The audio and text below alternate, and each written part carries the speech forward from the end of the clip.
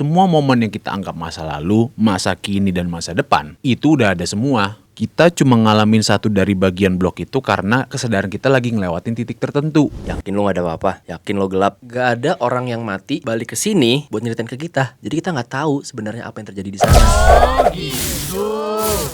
El, lo pernah mikir nggak konsep waktu itu sebenarnya ada nggak sih? Atau jangan-jangan ya kita cuma ngerasa ada aja? Waduh, langsung berat nih. Maksud lo gimana? Gini, orang tuh suka nanya, sebelum alam semesta itu ada, apa sih yang terjadi? Padahal menurut sains, kalau dipikir-pikir, pertanyaan itu tuh nggak masuk akal.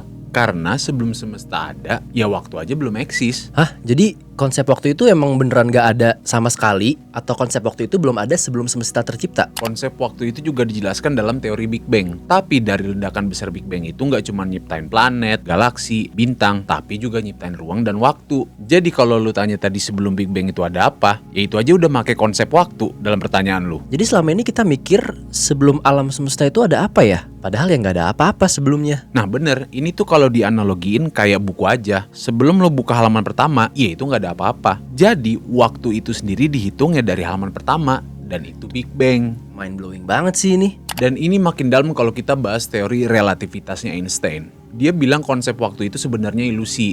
Maksudnya itu bukan sesuatu yang mutlak. Waktu itu bisa beda-beda, tergantung siapa yang ngamatin dan di mana dia berada. Oh, jadi kayak astronot yang lagi di luar angkasa ya, lebih awet muda daripada di bumi. Bener banget, itu karena gravitasi dan kecepatan itu mempengaruhi bagaimana waktu berjalan. Kalau lo deket benda yang punya gravitasi gede, waktu itu melambat. Kalau lo gerak mendekati kecepatan cahaya, waktu juga melambat. Jadi waktu itu relatif, bukan kayak universal yang kita pikirin.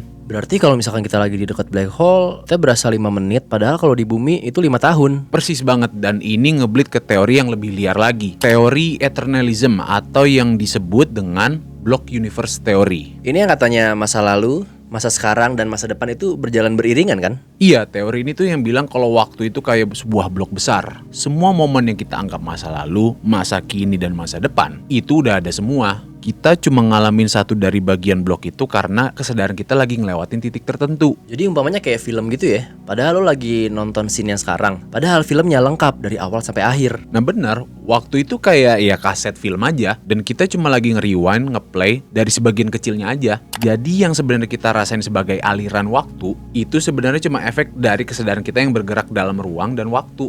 Jadi kalau gitu nggak ada dong yang namanya awal atau akhir. Dalam teori itu ya nggak ada. Semuanya udah ada, cuma kita doang yang jalan satu persatu. Dari ketiga teori itu, satu kesimpulan besarnya adalah waktu itu bukan benda, bukan angka, tapi konsep menempel sama ruang dan kesadaran. Dan dari teori yang ada, pertanyaan gimana waktu diciptakan jadi gak relevan. Karena waktu itu bukan sesuatu yang diciptakan, tapi bagian dari yang diciptakan juga karena muncul barengan sama alam semesta. Dan ternyata kita nggak hidup di dalam waktu, tapi kita ngerasain waktu ya karena kita hidup. Bener banget. Lo kepikiran gak sih bagaimana waktu di dalam manusia itu berakhir? Ini tuh maksudnya kayak kematian gak sih? Ya kalau dipikir-pikir, setelah mati tuh ya kayak ya udah nggak ada apa-apa lagi. Ya gelap aja begitu loh. Yakin lo gak ada apa-apa? Yakin lo gelap? Gak ada orang yang mati balik ke sini buat nyeritain ke kita. Jadi kita nggak tahu sebenarnya apa yang terjadi di sana. Atau yang kayak mati suri pun dia nggak bisa cerita detail kan? Gimana rasanya dan apa yang terjadi di sana? Iya lagi, bener banget. Kan udah ada banyak teori dari penelitian juga gitu, dan agama juga gitu. Bingung gitu yang lebih mendekati itu ke yang mana. Nah jadi ada nih teori dari orang terpintar di dunia, namanya Chris Langan. IQ dia itu 190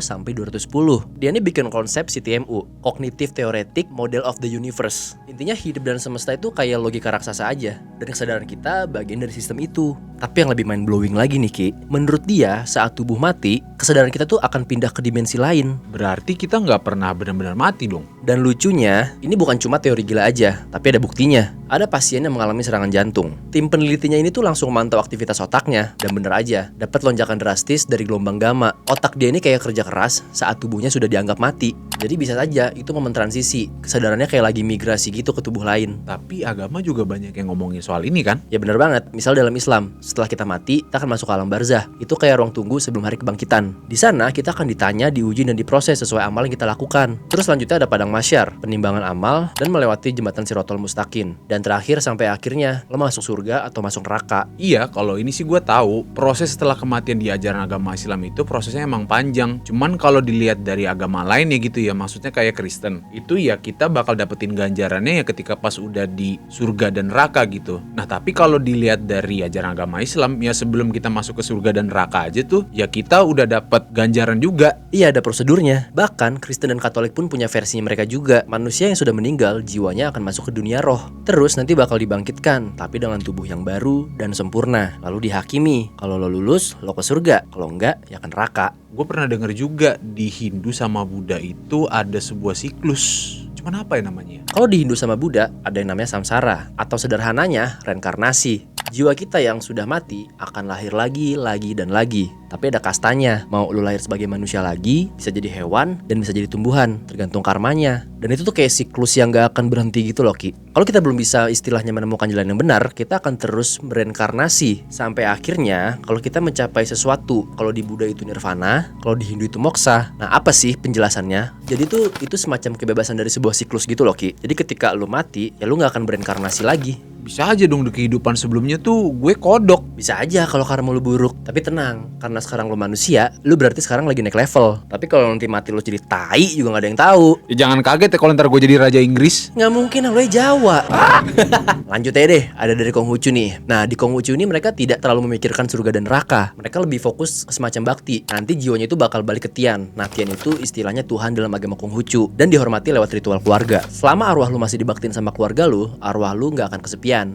Ya sebenarnya kalau dilihat-lihat juga ini sama aja kayak di ajaran agama Islam gak sih? Kita ngedoain yang orang udah meninggal supaya harapannya tuh bisa meringankan siksaan dari siksa kubur maupun ya ketika di neraka gitu loh. Bener banget. Dan kalau di dalam ajaran Konghucu, ketika hidup mereka tidak berbuat baik, arwah mereka akan gentayangan. Nah itu karena nafsu duniawi mereka besar. Itulah yang disebut arwah penasaran. Serem banget. Tapi kita juga tahu kan ada sebutan arwah penasaran. Penjelasan kehidupan setelah kematian itu juga ada dari sisi sains, Ki. Profesor Jim Tucker dari University of Virginia itu lagi ngumpulin cerita anak-anak yang ngaku pernah hidup sebelumnya. Ada yang bisa nyeritain kehidupan orang mati puluhan tahun lalu dan cocok. Lu ngomongin Ryan Hemmons gak sih? Iya bener banget. Dia ngaku jadi aktor Hollywood. Dan setelah dicek, klaimnya cocok banget sama Marty Martin, aktor yang sudah meninggal puluhan tahun lalu. Bahkan detail rumahnya pun masih diingat sama dia. Itu gak kebayang sih El, kalau anak kecil aja bisa inget sedetail itu. Dan bukan sekedar mitos. Dan mereka semua ceritanya mirip, cahaya, kedamaian, dan bertemu dengan orang yang tersayang. Tapi skeptis itu bilang ya itu cuma halusinasi dari otak yang sekarat kan? Banyak yang bilang pengalaman Andy itu lebih terasa daripada mimpi. Bahkan lebih nyata dari kenyataan. Gila ya El, berarti setelah kematian itu nggak selesai, kayak pindah kelas aja. Tapi satu hal yang kita percaya, cara hidup kita sekarang bakal menentukan lulus kemana. Jadi mendingan kita jadi orang baik aja gak sih? Atau minimal jadi orang sadar. Karena kalau hidup ini cuma satu bab dari buku yang panjang, jangan cuma fokus sama halaman yang sekarang.